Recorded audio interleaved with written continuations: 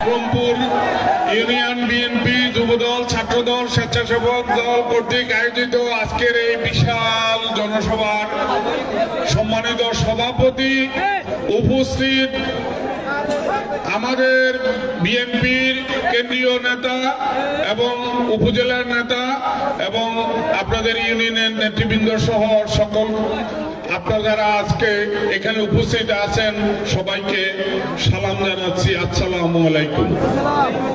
আপনারা ভালো আছেন?